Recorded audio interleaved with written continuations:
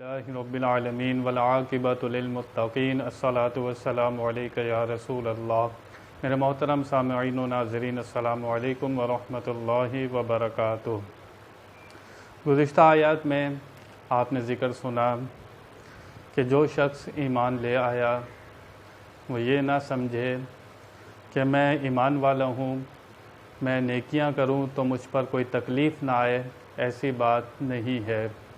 ایمان والوں کو ضرور آزمایا جائے گا، مالوں کے ساتھ، ان کی جانوں کے ساتھ۔ دوسرا بتایا گیا کہ انسان، یہود و نصارہ، مشرکین، یہ کلام صحابہ کرام سے تھا، لیکن قیامت تک کے لیے اصول بنا دیا گیا کہ انسان کو صبر والا ہونا چاہیے۔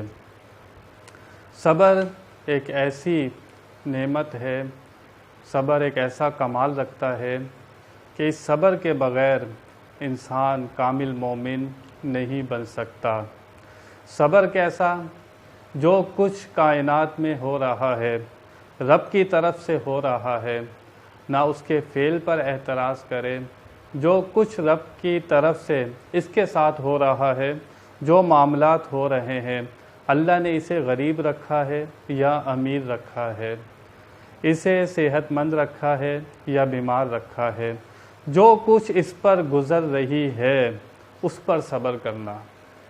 ورنہ کیا ہوگا اگر بندہ نماز بھی پڑھتا ہے، روزہ بھی رکھتا ہے، زکوٰۃ بھی دیتا ہے، نیک کام کرتا ہے، لیکن صبر نہیں کرتا اور شکوہ شکایت کرتا ہے یا زبان سے ایسے الفاظ نکالتا ہے جس میں شکوے کی بو محسوس ہوتی ہے، تو پھر اس کا نماز پڑھنا اسے کیا کام دے گا، اسے روزہ رکھنا اس کے کیا کام آئے گا؟ تو یہاں پتہ لگا صبر کرنا اور تقوی کے ساتھ زندگی گزارنا یہ مجاہدہ کہلاتا ہے، اپنے نفس سے جنگ کہلاتی ہے۔ یہ دو کام چھوڑ کر انسان کمال پر نہیں پہنچ سکتا جب تک یہ دو کاموں کو مضبوطی سے نہ تھام لے۔ آج جو آیہ مبارکہ ہے اس میں اللہ تعالیٰ نے ایک عہد کا ذکر کیا اور ایمان والوں کو بتایا کہ یہود و نصارہ مشرکین، یہود و نصارہ تو ایسے لوگ ہیں، انہوں نے اللہ سے عہد کیا تھا، وہ عہد بھی توڑ دیا۔ لیکن تم اللہ تعالیٰ کا صبر دیکھو، میرا صبر دیکھو، میں مالک کائنات ہوں، جو چاہوں ان کے ساتھ کروں، لیکن ابھی ان کو مہلت دی ہوئی ہے، تم بھی صبر کرو، میں بھی صبر کر رہا ہوں۔ یہ قیامت کے دن آئیں گے، یہ دنیا ہے، جو یہاں پر کر رہے ہیں ابھی کرنے دو۔ اللہ فرماتا ہے انہوں نے تو میرا عہد توڑ دیا، تو پھر تم بھی صبر کرو ان کی باتوں کے اوپر۔ اللہ فرماتا ہے وَإِذَا أَخَذَ اللَّهُ مِيثَاقَ الَّذِينَ أُوتُوا الْكِتَابَ لَتُبَيِّنُنَّهُ لِلنَّاسِ وَلَتَكْتُمُونَهُ۔ اللہ فرماتا ہے کہ اللہ نے میثاق کے دن ان لوگوں سے عہد لیا جنہیں کتاب دی گئی عالم ارواح میں، تورات انجیل یہود و نصارہ کو دی گئی، تو اللہ نے ایک عہد لیا تھا اپنے نبیوں کی معرفت یا عالم ارواح میں یا کتاب کے ذریعے، اللہ نے ایک وعدہ لیا تھا، انہوں نے اس پر وعدہ خلافی کی۔ اللہ نے فرمایا تھا کہ ضرور تم بیان کرنا لوگوں کے سامنے، اس کتاب کو حق بیان کرنا، اپنی طرف سے تعویلیں نہیں کرنا، اپنی طرف سے اس کی آیتیں نہ بدل دینا، اس کے مفہوم کو نہ بدل دینا، اس کلام کو نہ بدل دینا، اس کلام کو چھپانا نہیں، لوگوں کے سامنے صحیح بیان کرنا۔ یہ ان کے علماء سے خطاب ہو رہا ہے، یہود و نصارہ کے جو عالم ہیں ان سے خطاب ہو رہا ہے کہ اس کتاب کو چھپانا نہیں، حق بیان کرنا لوگوں کے سامنے۔ پر انہوں نے کیا کیا؟ وَلَا تَكْتُمُونَهُ، لیکن انہوں نے اس کتاب کو چھپایا۔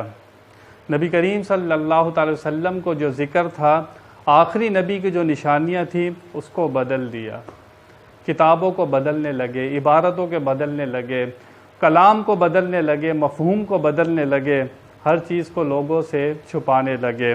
فَنَبَذُوهُ وَرَاءَ ظُهُورِهِمْ، اللہ کے عہد کو اپنی پشتوں کے پیچھے پھینک دیا۔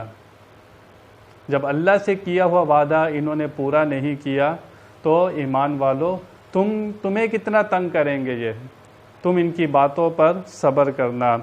انہوں نے اللہ کے عہد کو پیچھے پھینک دیا۔ وجہ کیا تھی؟ اشتروا بہ ثمنا قلیلا، اس کتاب کے بدلے انہوں نے قیمت خریدی۔ مقصد بدل گیا۔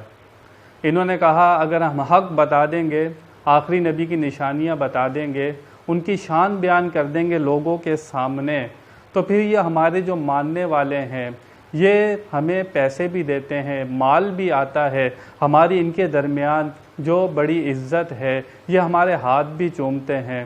اگر یہ سارے مسلمان ہو گئے، آخری نبی پر ایمان لے آئے، تو ہمارے پیسے بند ہو جائیں گے، ہمارے نذرانے بند ہو جائیں گے، ہمارے ہدیے بند ہو جائیں گے۔ دنیا ان کے سامنے آ گئی، دنیا کی لالچ ان کے سامنے آ گئی۔ اللہ فرماتا ہے فَبِئْسَ مَا يَشْتَرُونَ، وہ کتنا برا مال خریدتے ہیں۔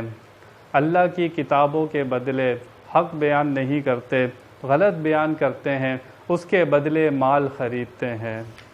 یہاں سے ہمیں ایک پیغام ملا کہ جو لوگ دین کی خدمت کرتے ہیں، دین کا کام کرتے ہیں، ان کے سامنے دنیا نہیں ہونی چاہیے کہ میں دین کا کام کروں گا تو مجھے دنیا کا فائدہ ہو۔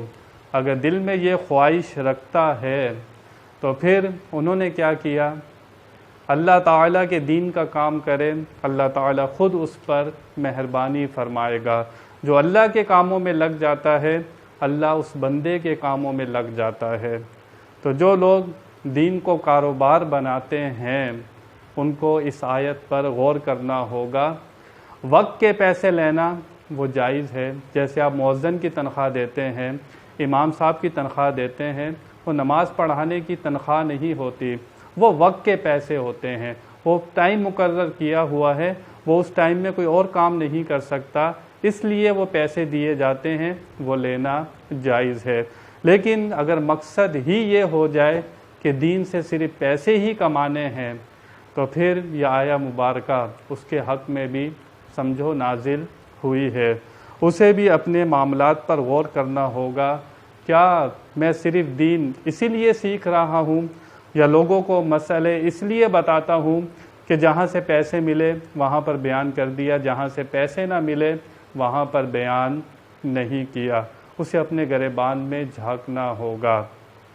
یہاں بادشاہوں سے، بڑے لوگوں سے پیسے لے کر دین کے مسئلے بدل دیے، جو حق بات تھی اس کو چھپا لیا، کیونکہ وہ شخص ناراض ہو جاتا، پیسے بند ہو جاتے، تو جو پھر اس شخص کی ناراضگی دیکھے، اس شخص کی خوشی دیکھے، مال دیکھے، پیسہ دیکھے، تو پھر اس آیت پر اسے غور کرنا ہوگا کہ اللہ کو کلام کو بدل کر اور مال خریدا جا رہا ہے۔ یہ ہر اس شخص کے لیے آیت ہے جو دین کو استعمال کرتا ہے پیسے کمانے کے لیے، اور اس کا مقصد بھی یہی ہوتا ہے۔ ہم سب کو اصلاح کی ضرورت ہے۔ اللہ تعالی ہمیں صحیح دین پر عمل کرنے کی توفیق عطا فرمائے۔ بیان میں کوئی غلطی ہوئی ہو اللہ کی بارگاہ میں توبہ کرتا ہوں۔ وآخر دعوانا ان الحمد للہ رب العالمین۔